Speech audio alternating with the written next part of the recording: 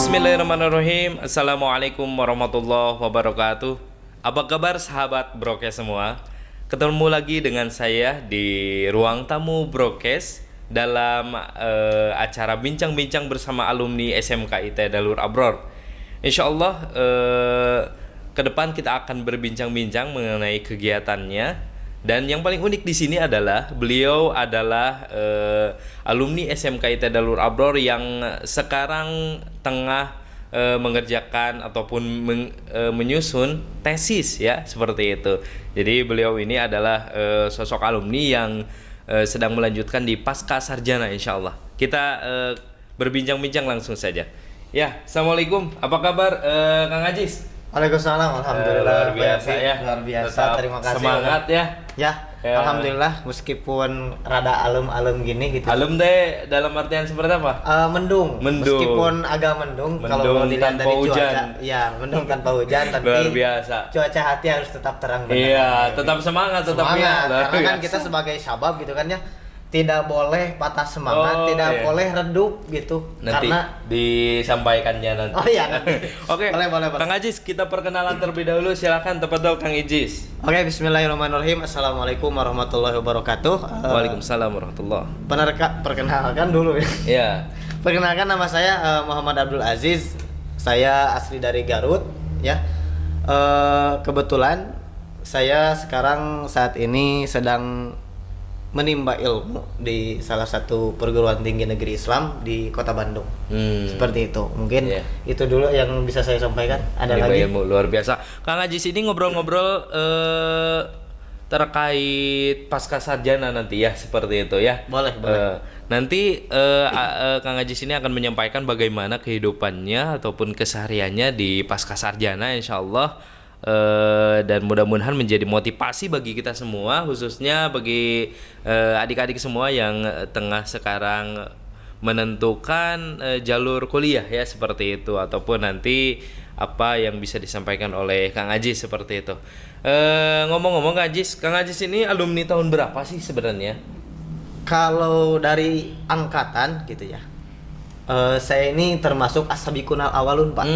Jadi As-Sabiqunal Awalun berarti orang yang pertama ya. Orang dari perintis angkatan ya.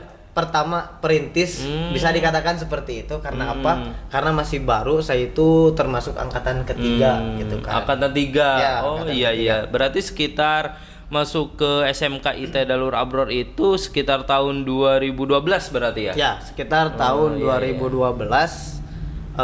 Alhamdulillah saya masuk ke angkatan 3 yang kalau boleh dibilang itu Darul Abror belum wow seperti sekarang ini. Itu masih perintisan berarti ya. Masa-masa perintisan yang masih dikatakan kita masih sama-sama berjuang gitu kan, bersama guru-guru, bersama lembaga dan bersama para asatidz seperti itu. Masya Allah, berarti kalau dulu berarti belum mondok semua ya?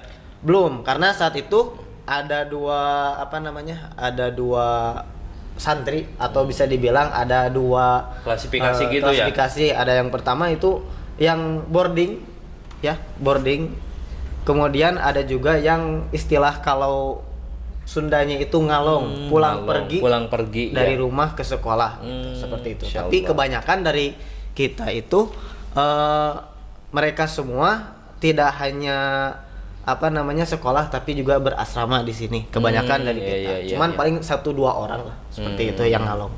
Berarti kalau Kang Ajis ini termasuk siswa ataupun santri yang mondok berarti atau ngalong? Iya.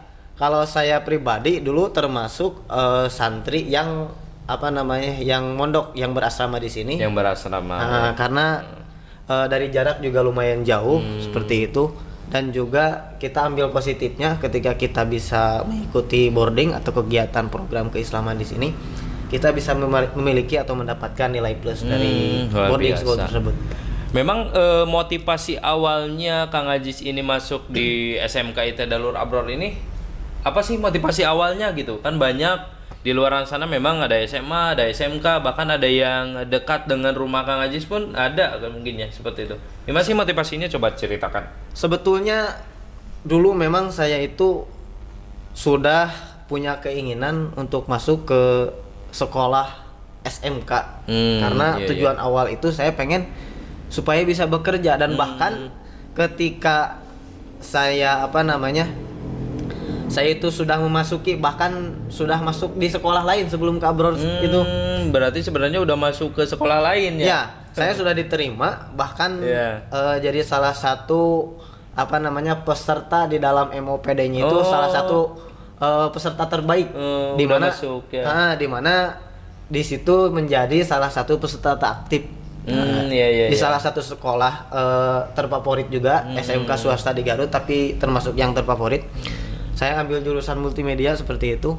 Cuman saya sebelumnya punya basic di tahfidzul Quran. Oh, tahfidz yang memang ini menjadi dasar ya. Yang menjadi dasar saya itu menjadi tujuan atau motivasi lebih memilih SMK IT Darul Abror ini karena basic saya dulu ada di tahfidzul Quran dan ada salah seorang saudara menawarkan supaya lebih baik. Oh iya. Antum masuk ke SMK IT Darul Abror aja supaya basic antum sebagai penghafal Quran itu bisa lebih dikembangkan lagi seperti itu. Itu mungkin yang menjadi lebih penguat sebagai motivasi untuk masuk ke SMK IT Darul Abror seperti itu. Dan itu. akhirnya masuk ya. Dan alhamdulillah saya masuk SMK IT Darul Abror gitu kan. Meskipun terbilang telat dan juga mungkin kalau boleh dibilang tahadus bin nikmah gitu kan. Dulu itu kan di Abror itu kalau ada prestasi di belakang gitu kan sebelum masuk Abror itu ada prestasi misal punya hafalan kita bisa bisa mendapatkan keringanan biaya dan itu pun saya rasakan seperti itu. Saya mendapatkan salah satu beasiswa itu. Beasiswa kalau tidak salah saya mendapatkan beasiswa SPP. Jalur tahfidz berarti jalur ya. tahfidz Luar biasa Masya Allah. Dan akhirnya masuk dan memilih jurusan Tata Boga. Tata Boga ya, luar biasa. Kalau Jasa Boga ya. Kenapa lebih memilih Jasa Boga ketimbang jurusan yang lainnya? Apa sih yang menjadi motivasinya lagi-lagi? Sebetulnya kalau dilihat segi jurusan antara pemasaran sama Jasa Boga itu saling ada keterhubungan, Pak. Dan sama-sama jurusan baik. Sama-sama jurusan yang bisa menjadi salah satu supaya kita memiliki nilai perkembangan pribadi. Namun kenapa saya memilih Tata Boga atau Jasa Boga ini? Karena kalau boleh dibilang gitu kan ya, bisnis makanan itu tidak akan pernah habis dan tidak akan pernah orang berhenti untuk makan. Ya. Karena kita butuh makan. Karena kan setiap perut perlu ada isinya. Dan untuk isinya itu adalah harus diproduksi makanan dan harus diproduksi dan tentu juga gitu kan saya itu punya seorang ibunda yang Masya Allah gitu kan. Beliau itu bisa dikatakan uha itu apa? Itu unggal hajat ayah. Unggal hajat ayah. Ya, boleh say hello ke bundanya? Bunda terima kasih. Panggilnya apa sih, Bunda, Umi atau Mama? Mama. Oh, Mama. Masya Allah. Silakan disapa dulu Mama. Terima kasih buat Mama yang sudah menjadi salah satu bagian dari motivasi hidup saya gitu kan untuk bisa memilih Jasa Boga dulu. Karena ibu saya itu salah satu bisa dibilang koki terbaik di lingkungan masyarakat saya. Kalau misalkan di hajatan gitu ya. Hajatan-hajatan seperti itu ada catering kayak gitu. Nah, ibu saya itu adalah sosok yang senantiasa bukan hanya menghadiri tapi menjadi quality control Masya Allah bagi bagi kualitas makanan yang akan disediakan di hajatan-hajatan tersebut. Dan bahkan mungkin untuk menu-menunya beliau juga yang mempersiapkan seperti itu. Jadi mungkin bisa jadi saya kedepannya bahkan bisa memiliki bisnis catering juga. Itu yang menjadi motivasinya ya? Iya seperti itu. Dan kan antum juga sekarang unggal hajat ayah bisa Pak. Karena bagaimana ya? Kalau kita mau tahu punya referensi untuk menu-menu misalnya menu makanan, kita juga harus sering datang ke UHA itu ke setiap hajatan, setiap pernikahan. Apalagi sekarang banyak teman-teman saya yang apa namanya, yang sudah banyak menikah gitu kan. Saya sering juga diundang dan begitu. Kirain sering menikah. Insyaallah. Saya Sering diundang diundang, mereka ya sering diundang untuk Dan icip-icip gitu ya. icip-icip gitu kan, dan kadang tidak jarang mereka bukan hanya mengundang untuk makan saja, Pak.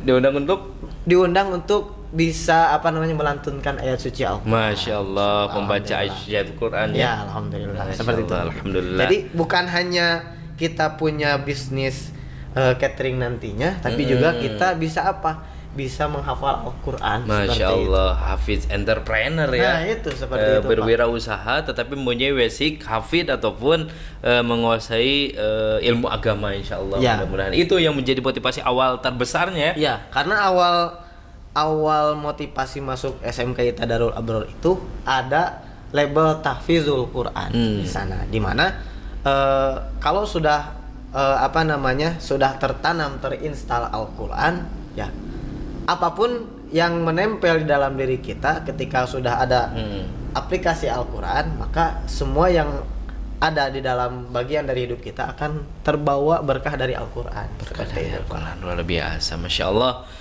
Itu yang menjadi motivasi terbesar Kang Abdul Aziz masuk ke SMK Tadarul Abror ya, dan memilih jurusan jasa boga pada waktu itu. Betul, Ya. seperti itu. Dan alhamdulillah sekarang di titik ini berarti sudah sekitar lebih dari 5 tahun beliau sudah menjadi alumni SMK Tadarul Abror dan memilih jurusan yang bisa dikatakan tidak linear atau dari SMK. Apa sih jurusan yang pertama kali dipilih oleh Kang Aziz ketika S1 itu dulu? Saya lulus itu kan tahun 2015. Tahun 2015 lulus. Alhamdulillah tahun 2014 sudah menghatamkan Al-Quran. Masya Allah. Di tahun kedua di SMK Tadarul Abror, kemudian 2 tahun sekolah langsung 2 bisa tahun hatam. sekolah, kemudian tahun 2015 lulus. Sebelumnya itu, sebelum saya memasuki perguruan tinggi Islam negeri ini, saya mengikuti beberapa kali tes gitunya. Beberapa kali tes, ada apa namanya tes jalur mandiri, ada tes jalur PBSB, dan ada jalur UM, dan terakhir mandiri, ada jalur tahfizul Quran gitu kan ya. Namun dari beberapa jurusan yang saya ambil gitu kan, atau yang saya ikuti dari seleksi itu, ada jurusan apa namanya manajemen pendidikan Islam, dan ada juga PAI gitu. Kemudian saya itu ketika seleksi semua jalur itu diterima, Pak. Semua jalur itu Semua diterima. jalur itu alhamdulillah yang diterima. ditempuh oleh Kang Aziz Dari semuanya ada seleksi panggilan itu, diterima. Ada panggilan diterima. Masya Allah. Ada jalur PBSB itu saya ambil jurusan tasawuf psikoterapi di salah satu perguruan tinggi Islam, Tasawuf yaitu psikoterapi. psikoterapi ya. Jadi kita bisa jadi punya bimbingan konseling seperti Bimbingan itu. konseling Islam, Itu saya jalur PBSB. PBSB. Masuk UIN Sunan Gunung Jati Bandung seperti itu. Dan apa namanya seleksinya itu di UPI. Di UPI. Di UPI seleksinya. Karena negeri ya. Karena negeri. Jadi Nasional dikumpulkan berarti atau? nasional. Nasional Iya. dikumpulkan di satu tempat, di UPI seleksinya. PBSB jalurnya itu, PBSB itu salah satu jalur program beasiswa santri berprestasi. Santri berprestasi. Santri berprestasi. Oh, iya PBSB itu ya. Saya mengikuti seleksi tersebut, dan bahkan beasiswanya itu bisa dikatakan nilainya lumayan besar. Lumayan besar. Sudah pasti full ya. Sudah pasti full asrama, full biaya makan, kemudian full biaya kuliah. Itu kita tinggal nikmat enak-enaknya aja gitu kan. Enak-enaknya dan menjalaninya. Dan menjalaninya dengan serius seperti itu tentunya. Kemudian yang kedua, saya itu lolos di jalur UMPTKIN. UMPTKIN apa tuh UMPTKIN? UMPTKIN itu sejenis SBMPTN-nya Kementerian Agama. Oh, jadi Kementerian Agama yang mengadakannya. Jadi yang mengadakan Kementerian Agama khusus di perguruan tinggi negeri Islam. Oh, seperti iya, itu. Universitas Negeri Itu Islam. juga saya lolos. Itu kalau boleh tahu mengambil jurusan apa yang UMPTKIN? Kalau UMPTKIN saya ngambilnya jurusan PAI. PAI. Seperti itu. pendidikan agama Islam. Ya, seperti itu. Kemudian selanjutnya itu tes masuknya itu ada jalur UM dan jalur tahfizul Quran. Nah, yang di mana itu? itu sama di UIN juga. Di Itu. UIN. Tiga jalur ini. Kalau untuk UM ini ada 2 pilihan. Kita bisa ikut seleksi. Ya. Seleksi mandiri. Seleksi mandiri dengan mengikuti tes seperti biasa. iya, iya. UM itu Uh-uh. ada jalur ada tesnya itu tidak perlu tes tulis, tapi kita bisa ikut tes tahfizul Quran. Saya mengajukan memilih untuk tes tahfizul Quran dan itu juga sama, alhamdulillah diterima. Diterima, luar biasa. Dan jurusannya juga sama, beda. Kalau yang UM itu saya ngambil manajemen pendidikan Islam seperti itu. Iya, Nah, iya. dari ketiga jalur tersebut ada panggilan, semuanya diterima. Saya bingung juga bagaimana gitu kan untuk memilih dari ketiga jurusan ini. Dan Karena tiga-tiganya diterima. dan tiga-tiganya diterima gitu kan. Insya Allah. Itu mungkin salah satu strategi saya supaya misal kalau salah satu gagal masih ada pilihan lain seperti ada itu. opsi Dan lain, ternyata ya. alhamdulillah dari 3 jalur ini semuanya diterima. Diterima. Dan Dan saat itu akhirnya saya agak bingung juga, ini bagaimana? mikir dulu tuh, mikir Mikir apa banget. nih yang mau diterima. Gimana gitu. sih? Apa yang mau diambil, terus bagaimana prospek kedepannya yang bisa namanya bisa menunjang kompetensi kita kedepannya seperti itu. Mungkin memang kalau dari segi jurusan SMK kita seperti banting setir, Ya, tapi tidak linear ya. Tidak linear, tapi itu bisa bukan menjadi alasan buat saya gitu kan, iya, iya, karena benar. dari segi agama kita sudah punya basic, ada boarding school di SMK IT Darul Abror. Dan dari segi dari segi kewirausahaan atau usahanya kita juga punya kompetensi di bidangnya melalui jasa boga tadi seperti itu. Semoga ya, luar biasa. Nah, saya itu bingung dan konsultasi Lah pada waktu lah itu.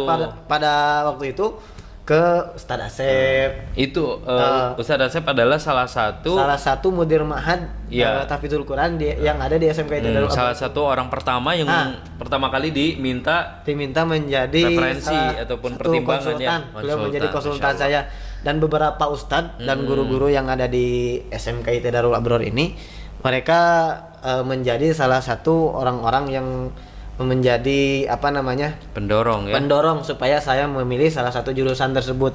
Dan fix ketika saya konsultasi dengan para guru, lebih diarahkan untuk bisa memilih jurusan pendidikan agama Islam. Kira-kira berapa lama tuh mikir, cari referensi, cari pertimbangan, cari dorongan dari orang-orang sekitar? Berapa lama tuh keputusannya dipikirkan? Keputusannya itu sekitar sebulan. Satu bulan bisa menentukan, dan pada waktu itu masih belum ditutup pendaftaran ulang ya. Itu pendaftaran ulang belum ditutup Ya. seperti itu. Dan Masih masa- masih masa persiapan berkas-berkas yang perlu daftar ulang ya. Daftar ulang. Qadarullah, akhirnya memilih pendidikan agama Islam. Saya memilih pendidikan agama Islam sebagai jurusan yang saya ambil, sebagaimana yang menjadi dorongan dari para guru-guru dan ustadz yang ada di SMK IT Darul Abror seperti itu. Nah, menurut Kang Haji sendiri, kenapa yang menjadi alasan utama kita memilih pendidikan agama Islam? Kang Haji itu lebih condong dan lebih berat, dan akhirnya memilih pendidikan agama Islam sebagai prodi pilihan akhirnya gitu. Kenapa saya bisa condong dan lebih memilih pendidikan agama Islam? Karena begini Pak, pendidikan agama Islam itu tidak akan pernah hilang. Iya. Kenapa tidak akan pernah hilang? Kita sebagai negara Indonesia yang mayoritas agama Islam sangat memerlukan pendidikan agama Islam Pak. Iya, sangat penting sekali. Sangat penting sekali, karena kan Islam mengajarkan budi pekerti, Islam mengajarkan akhlak, Islam bukan hanya mengajarkan ibadah gitu kan. Dan di pendidikan agama Islam itu semua ada. Kita mau jurusan apa bagus, tapi di pendidikan Islam kalau bisa dikatakan menurut dosen-dosen yang saya dengar dari beliau-beliau itu, pendidikan agama Islam itu adalah pendidikan dunia akhirat. Dunianya ada, akhiratnya dapat. Iya. Atau bukan begitu sih? Akhiratnya dapat, dunia ikut. Seperti itu Pak. Jadi kalau saya pribadi, prospek pendidikan di Indonesia itu sangat bagus Pak.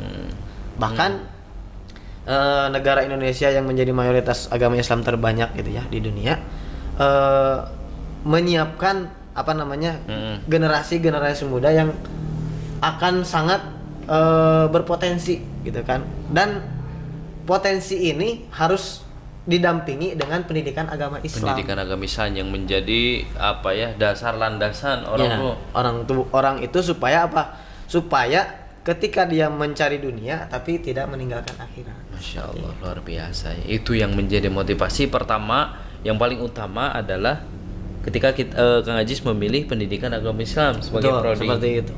Dan juga dulu saya pernah punya cita-cita gitu kan. Apa? Gimana?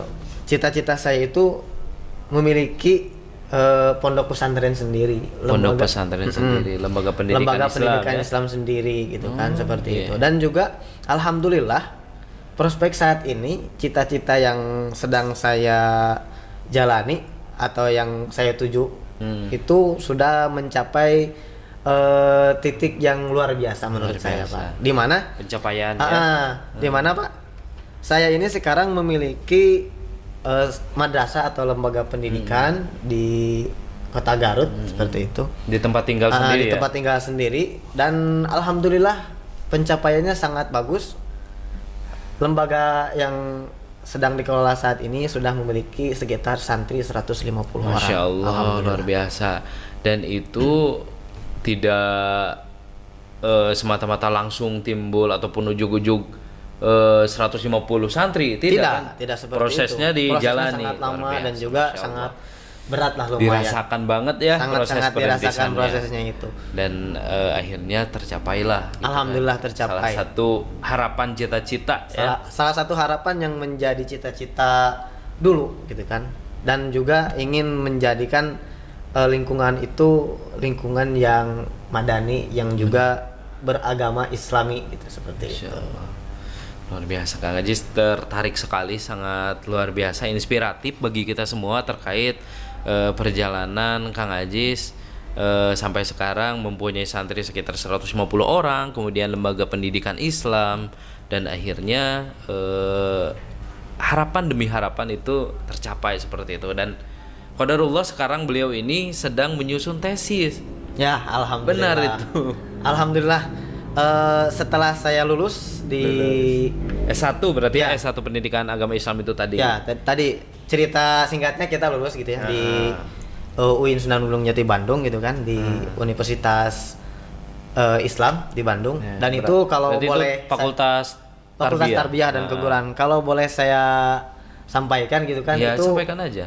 UIN Sunan Gunung Jati Bandung ini adalah salah satu universitas Islam terbaik nomor 1 di Indonesia. Masya Allah, terus berkembang ya. Kemarin saya berkembang. sempat 2 hari terakhir itu ngelihat postingan kementerian bahwasannya pencapaian UIN Sunan Gunung Jati Bandung khususnya dari 4 tahun terakhir itu memang signifikan perkembangannya, dan akhirnya sekarang katanya sudah menepati peringkat pertama UIN. Ya, kebetulan alhamdulillah UIN Sunan Gunung Jati Bandung ini sudah menjadi salah satu universitas Islam negeri di Indonesia yang terbaik, nomor 1, dan akreditasi dari S1 sampai pasca sarjana itu sudah memperoleh predikat A, predikat A atau akreditasi A. Akreditasinya. Kemudian singkat cerita saya itu lulus tahun 2020. Tahun 2020 lulus S1 tuh. Lulus sarjana. S1. Pas 4 tahun, dan kalau boleh disampaikan alhamdulillah di S1 saya dapat beasiswa, dan beasiswanya bidik misi dari semester berapa tuh, atau dari masuk kan tadi punya ini ya, kalau beasiswanya itu kita dapat dari semester 1. Tapi untuk memperolehnya kita dapat di semester 2, karena untuk semester 1 itu persiapan dan pengajuan berkas-berkas gitu kan. Dipersiapkan berkasnya, dan semester berikutnya baru dapat beasiswa, dan full itu, Pak. Alhamdulillah full beasiswa. Berikut juga biaya hidup juga. Biaya hidup per bulannya ada, biaya semester kuliahnya ada, dan juga biaya asrama juga ada. Alhamdulillah. Biaya asrama pun ada. Jadi kita gak perlu mikirin, aduh kontrakan mahal. Kontrakan sekarang udah tanggal 5 ibu kos ini, insyaallah. Sekarang udah tanggal tua nih. Gak harus mikirin misal kita mikirin aduh, cuma Apa tuh? buat beli mie doang nih Pak. Mie doang nih, Atau nelpon ke orang tua. Nelpon ke orang tua malu gitu Malu kan. dan ragu-ragu. Aduh, bingung nih, udah tanggal tua kita ke UH aja gitu. Gitu kan. Dan itu tidak dirasakan oleh Kang Haji sendiri. Dan alhamdulillah saya Alhamdulillah, tidak merasakan luar hal itu. biasa. Karena dan bahkan sejarah di S1 ini kalau boleh disampaikan juga gitu kan, mudah-mudahan menjadi motivasi. Iya, insyaallah. Kita di sana banyak sekali peluang untuk para mahasiswa. Kita bisa sambil ngajar, kita bisa sambil berwirausaha, berjualan, dan bahkan teman saya juga ada yang sambil berjualan. Sambil berjualan, kuliah, jualan, wirausaha, berwirausaha, semuanya dapat penghasilan digarap lebih. dan dapat penghasilan. Dan Masya bahkan Allah. di S1 itu saya sambil membuka les privat gitu kan. Ada masyarakat yang mengundang saya untuk bisa mengajar anak-anaknya ke rumah. Banyak banget tuh program kayak Banyak gitu. banget. Dan ilmu-ilmu yang didapat di SMKIT Darul Abror itu, misal kita kan sudah kuat di hafalan Quran, sering ketika ada event-event acara mabit, ada acara-acara misal kegiatan-kegiatan keislaman, kita suka diundang seperti itu. Dan juga apalagi di bulan suci Ramadan, Pak. Anak-anak yang misal dia punya hafalan atau punya basic di tahfidzul Quran, mereka suka diundang untuk menjadi imam tarawih. Dan itu kita banyak sekali apresiasi dari para warga dan dan biasanya masyarakat. dikontrak 1 bulan. Dikontrak 1 bulan. Yang kemudian itu bisa menjadi menjadi salah satu bagian dari upaya mensejahterakan diri sendiri seperti itu. Mensejahterakan diri sendiri, di mana banyak sekali peluang-peluang yang bisa didapatkan di di Bandung ketika saya kuliah atas pencapaian saya dulu sekolah di SMKIT Darul Abror seperti itu. Ya, dan peluang itu sebenarnya kan hubungannya dengan amanah ya. Dan amanah itu tidak pernah salah memilih pundak. Artinya ketika kita mempunyai basic yang memang itu menunjang keagamaan gitu kan, insya Allah gitu kan, berkah mungkin. Berkah, alhamdulillah. Karena pernah saya dengar dari salah satu Ustadz Adi Hidayat, bisa dibilang seperti itu. Gimana beliau mengatakan kutipannya? Ketika Al-Quran menempel pada siapapun, maka apa yang berada di dekatnya itu akan menjadi berkah, terbawa berkah seperti itu. Dan mudah-mudahan mungkin ini bisa jadi salah satu keberkahan yang saya dapatkan mungkin dari Al-Quran itu sendiri. Karena dulu juga saya hafal sedikit, masuk SMK Darul Abror dapat beasiswa. Saya punya hafalan sedikit gitu kan, dari SMK Darul Abror masuk kuliah dapat beasiswa juga.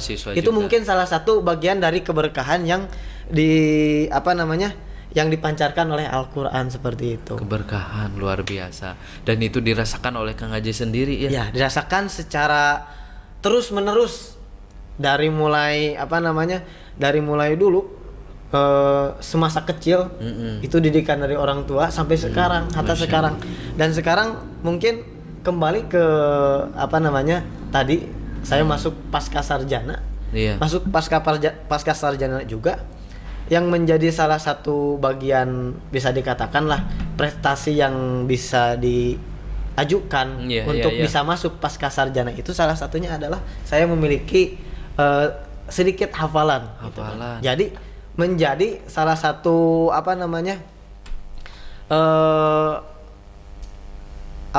dari sekolah itu, dari pasca sarjana itu menjadi salah satu nilai plus untuk bisa diterima di pasca sarjana. Jadi tidak semua orang bisa diterima berarti kalau gitu ya? Karena dari sekian ribu yang pendaftar pasca sarjana hanya masuk diterima UIN Sunan Gunung Jati Bandung itu hanya diterima sekitar 600 orang saja. 600 orang saja. Kira-kira berapa persen tuh kalau dipresentasikan? Berapa ya? Sekitar ada 20-30? Sekitar, bahkan kalau S1 itu dari sekitar 78.000 hanya diterima 6.000, itu hanya 1% saja. 1% saja, luar biasa. 1% saja. Ke UIN Sunan Gunung Jati Bandung itu S1, S2 sekitar 2-3.000, yang diterima hanya sekitar 600 orang. Jadi ya kurang lebih sekitar bisa dikatakan 20% mungkin ya 20 sampai 30%, dan akhirnya dari 20-30% itu dan Kang Ajis termasuk di dalamnya. Ya, saya alhamdulillah termasuk di dalamnya. Mungkin ini bisa mudah-mudahan menjadi motivasi buat teman-teman adik-adik kelas gitu kan, dan Insya Allah ini menjadi motivasi banget ya. Iya, motivasi buat mereka. Dan ketika saya masuk pasca sarjana, alhamdulillah semuanya itu berjalan lancar sampai sekarang memasuki tahun kedua. Saya sedang Menyusun proses tesis, ya? menyusun tesis. Masya Allah. Dan sekarang prodi pasca sarjana itu sama aja prodinya pendidikan agama Islam atau beda, Kang Ajis? Untuk pemilihan prodi, saya memilih linear. Kenapa saya lebih memilih untuk linear? Karena mungkin bisa dikatakan prospek kedepannya untuk bisa lebih menunjang ketika kita mengikuti atau memasuki lembaga pendidikan seperti itu. Iya. Karena misal kita mau menjadi dosen atau tenaga pendidik di perguruan tinggi, itu kalau kita linear itu bisa lebih meningkatkan kualitas dan sekolah atau lembaga pendidikan tersebut. Luar biasa. Jadi tidak loncat-loncat seperti itu. Sekarang memang yang diutamakan adalah linearitas. Ya, Insya Allah. Nah, berbicara pendidikan agama Islam, ini kan kalau dikatakan sebagai umum lah ya tentang pendidikan agama Islam. Kalau khususnya mungkin nanti ada klasifikasinya. Gimana sih apa saja yang diajarkan ataupun apa yang dipelajari di pendidikan agama Islam itu, Kang Ajis? Untuk pembelajaran di di S1 mungkin di S1 itu lebih kepada kita dasar-dasar teori, penguatan keilmuan agama, kemudian bagaimana kita memahami teori yang kemudian supaya bisa diimplementasikan di lembaga pendidikan. Di sekolah-sekolah bagaimana kita cara mengajar, bagaimana kita menguasai lapangan, menguasai kelas, menguasai peserta didik seperti itu. Bagaimana kita menyampaikan ilmu dengan bijak seperti itu. Bagaimana kita supaya bisa bukan hanya memahami teori tapi memahami bagaimana cara beramal dalam beragama Islam seperti itu. Iya benar sekali. Lantas di pasca sarjana tuh gimana sih bedanya antara sarjana dan pasca sarjana, cara belajarnya ataupun materi yang disampaikan atau sistem pembelajarannya? Kalau untuk di pasca sarjana memang berbeda. Kalau tadi di S1 itu lebih kepada pemahaman dasar-dasar teori ya. Gitu. Kalau di pasca sarjana itu lebih kepada, kalau di prodi pendidikan agama Islam itu lebih kepada bagaimana kita bisa mengembangkan teori-teori yang ada, teori-teori yang dulu pernah kita pelajari. Teori tersebut dikembangkan, kemudian dipahami, dan bahkan kita diberikan keluasan untuk meneliti dari suatu teori-teori yang ada seperti itu. Yang kemudian bahkan kita bisa menjadikan pengembangan teori-teori tersebut menjadi sebuah karya tulis. Pengembangan ya, pengembangan. Kemudian kita juga dikuatkan pembelajaran dari segi kurikulum, bagaimana kita supaya bisa mengembangkan lembaga pendidikan melalui kurikulum kita yang sudah dipelajari di perguruan tinggi di pasca sarjana tersebut. Iya, benar. Nah, pengalaman apa yang bisa di sharingkan selama di S1 itu? Gimana sih pengalaman, apakah hanya kuliah saja ataupun ikut kegiatan apa, Kang Ajis, di kampus itu? Pengalaman S1. Dulu saya pernah mengikuti organisasi juga, mengikuti organisasi kemahasiswaan ya, seperti itu. Intinya kalau di S1 itu memang salah satu momen terbaik saya gitu kan. Iya, salah satu momen terbaik di mana saya bisa kuliah, saya bisa sambil bekerja, dapat beasiswa, dan juga mendapatkan teman-teman yang Masya Allah luar biasa, bisa mendukung kita sepenuhnya. Kemudian dari S1 ini banyak sekali pengalaman yang dibawa ke S2 menjadi supaya kita itu lebih powerful untuk bertahan di S2 benar. Seperti itu, karena dasar-dasarnya dari S1. Kalau S1 kurang kuat, di S2 harus bertarung lebih keras. Karena di S2 itu tuntutannya lebih berat. Kalau di S1 itu enak, semua bisa bekerja bareng-bareng, bisa bekerja dengan rekan-rekan dengan kelompok. Gitu Tapi kalau di S2 itu kita bekerja sendiri-sendiri, maksudnya bekerja sendiri-sendiri itu dituntut untuk apa? Untuk mandiri, mengembangkan sendiri gitu mengembangkan teori atau mengembangkan kompetensi kita itu secara pribadi supaya tidak istilahnya tidak saling mengandalkan satu sama lain. Sering banget tuh kalau S1 kalau di S1 mah. Cuman alhamdulillah kalau di S2 itu dipersiapkan pribadi-pribadi yang unggul dengan cara diberikan beban-beban yang memang alhamdulillah menjadi salah satu cara pendewasaan kita dalam menjalankan pendidikan yang ada di pasca sarjana seperti itu. Iya benar. Dan di S1 juga saya dulu pernah ikut 3 organisasi. 3 organisasi sekaligus. Gimana tuh ngatur waktunya? 3 organisasi, kuliah itu kan kita punya beban, kita nilai itu harus bagus tuh karena kita dapat beasiswa nih, beban banget kan. Nah, kemudian kita ngajar juga, kemudian kalau misalnya kita berjualan sambil berjualan ataupun bekerja magang dan sebagainya. Gimana sih mengatur waktu antara organisasi, kuliah dan kegiatan di luar kampus gitu, gimana Kang Ajis? Saya pribadi kan kalau di S1 itu bisa dibilang punya waktu yang sangat padat, kegiatan yang sangat padat dan S1 sangat menyita waktu. Ya, karena reguler juga juga dituntut kuliah itu IPK itu tidak boleh kurang dari 3,1. Tidak boleh kurang dari 3,1. Karena kalau kurang dari 3,1 itu kita langsung dicabut beasiswanya. Oh, dievaluasi. Diberi surat SP, surat pemberitahuan peringatan seperti itu. Iya. Kalau 3 kali seperti itu kurang dari 3,1 itu kita langsung dicabut aja SP dan dicabut beasiswanya. Pemutusan beasiswa. Dan alhamdulillah selama 8 semester atau dikatakan 4 tahun alhamdulillah semuanya itu terpenuhi. Waktunya juga alhamdulillah bisa diatur. Seperti itu, ikut organisasi, kemudian kuliah sambil ngajar juga. Untuk ngajar saya siapkan waktunya, kemudian organisasi saya pilih organisasinya untuk lebih menunjang dan organisasinya yang supaya tidak terlalu berat lah. Organisasi apa sih kalau boleh tahu yang menunjang itu? Menunjang terhadap apa yang kita pelajari gitu kan di prodi. Saya ikuti organisasi yang pertama itu kami itu Kesatuan Mahasiswa Muslim Indonesia. Itu saya ikuti program di kami, kemudian saya menjadi salah satu anggotanya di sana. Kegiatan saya tidak terlalu jauh dan tidak tidak susah-susah gitu kalau di organisasi tersebut. Saya hanya lebih diberatkan ketika di kami itu untuk memegang atau kendali di bagian kerohanian dan lagi-lagi itu berhubungan dengan basic kita ya, basic kita seperti itu, di mana ketika ada kegiatan-kegiatan keislaman seperti itu, ada kegiatan-kegiatan seperti sosial, itu kita ikut.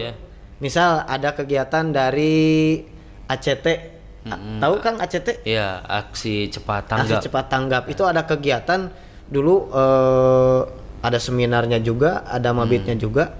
Itu kita menjadi panitia gitu kan, dan sekaligus bahkan ada program Qiyamul Lailnya kita yang menjadi imamnya, alhamdulillah, supaya menunjang juga. Sangat menunjang sekali organisasi ini. Kemudian organisasi apa aja kegiatan kampus yang diikuti Kang Ajis? Yang organisasi yang berikutnya itu saya ikuti, kalau di kampus saya namanya LDM, Lembaga Dakwah Mahasiswa. Kalau mungkin di tempat lain Lembaga Dakwah Kampus. LDK. Kalau di SMA bisa Rohis mungkinnya. Seperti itu. Ada. Bisa kita bilang seperti itu. Dan untuk kegiatannya itu saya fokus di di LDM itu supaya bisa mengikuti halakoh tarbiyah. Masya Allah ya.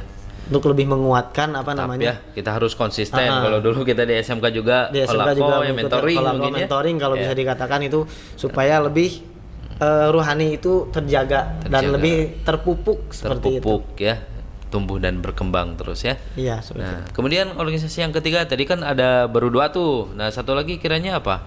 Yang satu lagi itu organisasi PUI. PUI itu apa namanya, Persatuan Umat Islam. Itu saya organisasi tersebut karena itu basicnya lebih ke ormas, organisasi kemasyarakatan. Itu kenapa saya ambil ormas itu karena supaya lebih apa namanya, lebih mengembangkan sisi sosial pribadi saya, ya, supaya bisa berkembang langsung ke masyarakat ya, supaya bisa lebih berkembang di masyarakat ketika kita terjun di dunia yang real, sebenarnya, yang sebenarnya seperti itu. Dan pada akhirnya mahasiswa itu kan bukan hanya diem di kelas, diem di forum dan diem di podium saja, tetapi pada akhirnya mahasiswa itu dibutuhkan oleh masyarakat pada umumnya ya. Ya, itulah yang menjadi fundamental Kang Ajis masuk ke organisasi. Ya, seperti salah itu. Satunya seperti itu. Ada 3 kan, yang tadi kami LDM dan juga PUI ya. Yang kami itu untuk menunjang apa namanya, basic kita di pendidikan agama Islam. Kemudian LDM itu lebih menguatkan kerohanian. Dan yang dari PUI itu lebih mengembangkan sisi sosial kemasyarakatan seperti itu. Nah, Masya Allah. Dan di pasca sarjana Kang Haji sudah tidak ikut organisasi ya? Untuk di pasca sarjana karena mungkin waktunya lebih tersita, harus sambil bekerja juga, sambil kuliah juga. Kemudian ada lembaga yang diurus juga. Ada lembaga yang diurus, tidak boleh ditinggalkan gitu kan. Boleh. Jadi supaya lebih apa namanya, lebih tertata lagi program dan kegiatannya, waktunya itu mungkin organisasi saya rehat terlebih dahulu di S2, kalau di S2. Iya, dan lembaga ini pun merupakan suatu bentuk representasi mungkin ya, ketika Kang Ajis dulu ikut organisasi sehingga punya lembaga nih sekarang. Alhamdulillah dengan jalur pendidikan yang alhamdulillah mungkin salah satu jurusan yang saya ambil dari pendidikan, kemudian dapat basic dari pondok pesantren boarding school. Terciptalah lembaga pendidikan.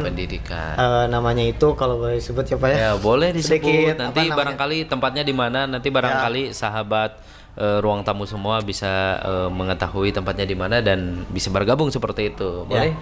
Untuk lembaganya itu namanya itu sekarang itu Madrasah Diniyah Hidayatul Mukarramah. Madrasah Diniyah Hidayatul Mukarramah. Itu mungkin untuk saat ini belum menerima santri untuk bisa mondok, tapi menerima masyarakat reguler yang mau mengikuti kegiatan keagamaan di madrasah tersebut. Nah, ngomong-ngomong pendidikan yang Kang Aji sekarang lagi rintis ya, yang sudah berjumlah sekitar 150 santri reguler ya, program apa saja sih yang dicanangkan di sana?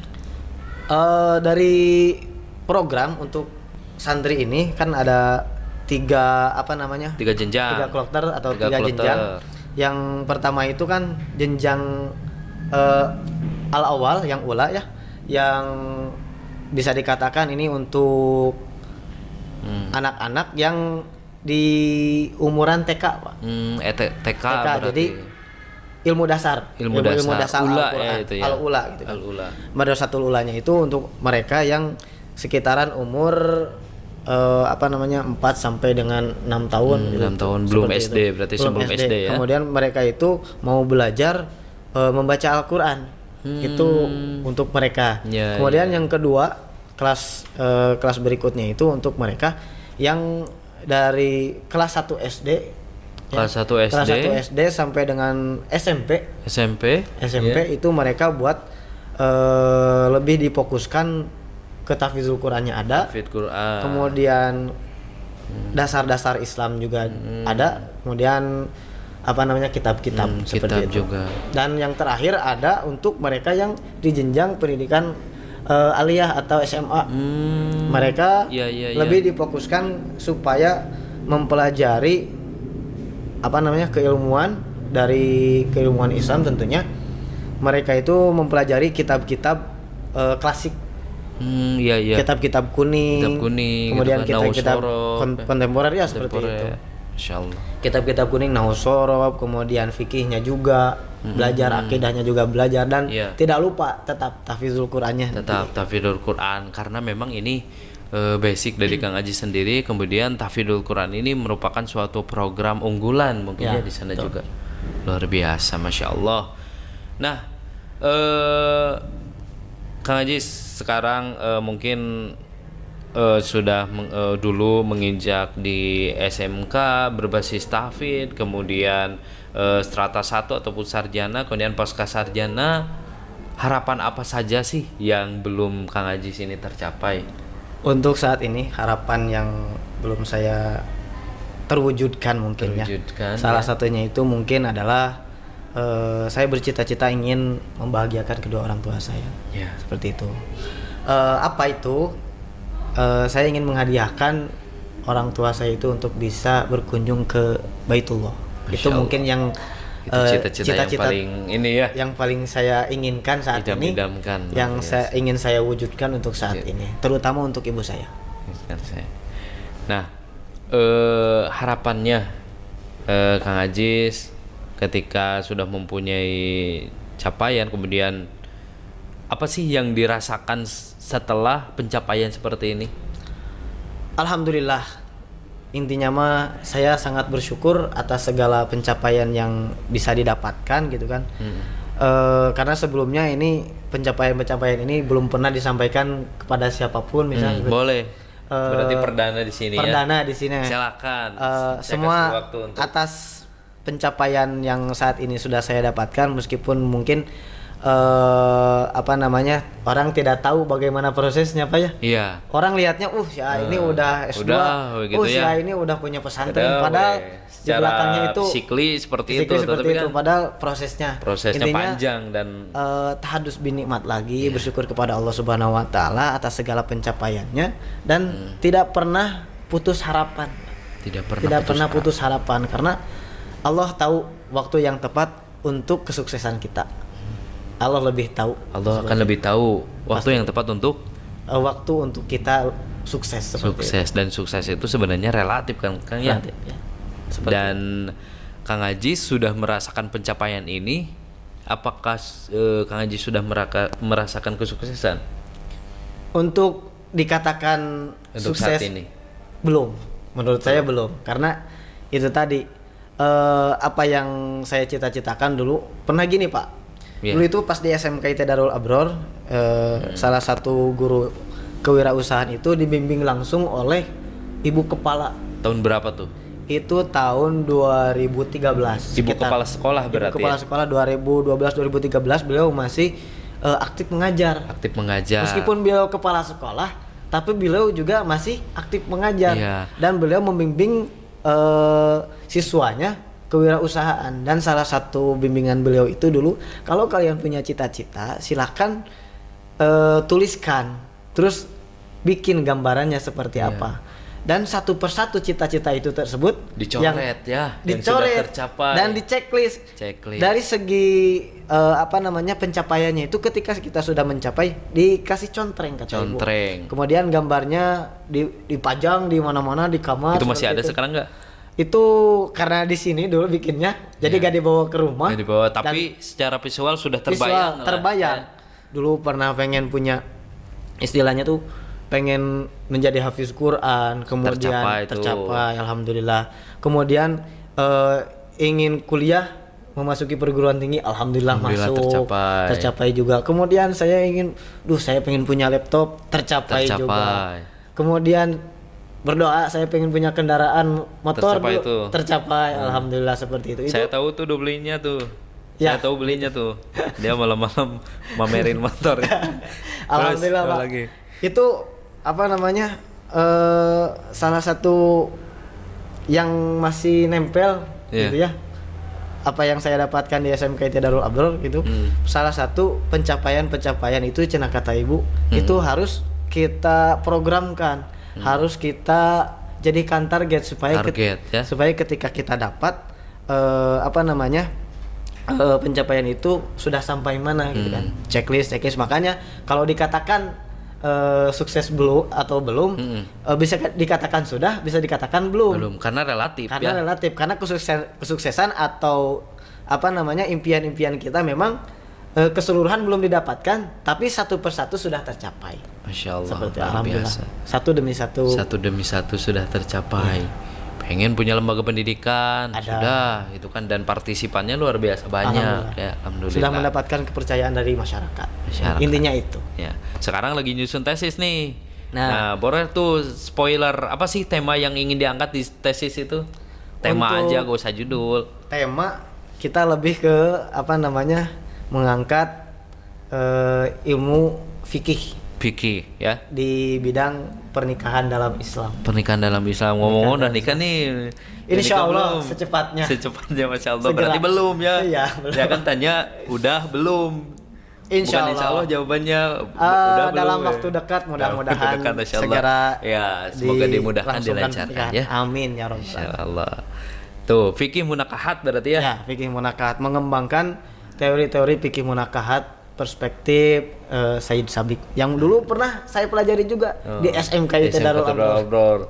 Luar biasa anak SMK udah ini ya, Ya, udah belajar Sudah fikih belajar munakahat. fikih munakahat yang sekaligus belajarnya dari ulama besar. Ulama besar Masya Allah.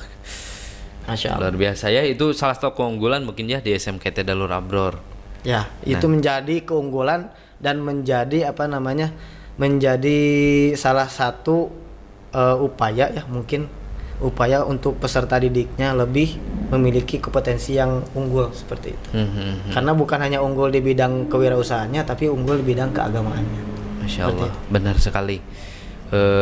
Tidak ikut arus perkembangan zaman tetapi didasari oleh ilmu agama yang mumpuni juga, itu sangat penting sekarang. Sangat ya. penting. Ya. Oke, Kang Ajis terima kasih. Mungkin terakhir ya, Kang Ajis coba sampaikan harapannya Kang Ajis sendiri, harapan untuk perkembangan dunia pendidikan di Indonesia itu seperti apa ke depan? Harapannya pengen seperti apa sih dari Kang Ajis sendiri? Silahkan tafadhol sebagai penutup ya. Ya, terkhusus untuk dunia pendidikan di Indonesia, khususnya pendidikan agama Islam. Ya. Saya berharap mudah-mudahan kedepannya pendidikan agama Islam tidak hanya menjadi menjadi mata pelajaran semata, tapi menjadi penunjang dan menjadi salah satu faktor yang menjadi orang yang mempelajarinya itu menjadi orang yang lebih sejahtera, ya, lebih lebih berkembang di masyarakat gitu kan, lebih bisa mendapatkan kepercayaan masyarakat supaya supaya pendidikan agama Islam ini tidak redup. Iya, benar. Tidak redup seperti itu. Jadi mudah-mudahan kedepannya itu regenerasi terus tercipta seperti itu. Dan harus lebih banyak lagi ya. Dan harus lebih banyak lagi karena untuk saat ini kita dari segi kultur budaya sudah mulai tercampur oleh budaya-budaya yang bisa dikatakan kurang baik. Nah, pendidikan agama Islam itu harus menjadi salah satu pelopor peradaban kebaikan dunia seperti itu. Ya. Itu saja mungkin yang bisa saya sampaikan untuk dunia pendidikan. Ya. Terima kasih Kang Jis atas waktunya. Terima kasih atas pengalamannya. Terima kasih terhadap segala sesuatu yang telah di-sharingkan pada video kali ini. Insya Allah mudah-mudahan menjadi motivasi bagi kita semua dan menjadi motivasi bagi adik-adik semua yang tengah sekarang akan menentukan jurusan perkuliahan maupun prospek pekerjaan ke depan. Insya Allah ini menjadi salah satu referensi bagi adik-adik semua dan mudah-mudahan menjadi suatu pelajaran ibroh dari pengalaman-pengalaman yang tadi Kang Ajis sampaikan seperti itu. Insya Allah berkat kesungguhan hati, berkat kesungguhan jiwa raga untuk senantiasa mencapai segala mimpi yang telah dicanangkan jauh-jauh hari sebelumnya akan terwujud satu demi persatu jika didasari dengan kesungguhan, kemampuan yang mempunyai kesungguhan yang maksimal seperti itu. Insya Allah mudah-mudahan apa yang kita bahas sama-sama di sini menjadi suatu motivasi dan ibroh serta untuk membangun dan memberikan yang terbaik dalam kehidupan kita di masa yang akan datang.